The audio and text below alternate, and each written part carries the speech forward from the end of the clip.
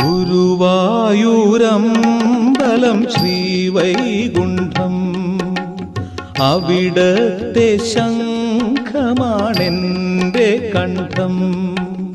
കാളിന്തി പോലെ ജനപ്രവാഹം, ഇത് കാൽക്കലേക്കോ വാകച്ചാർത്തിലേക്കോ?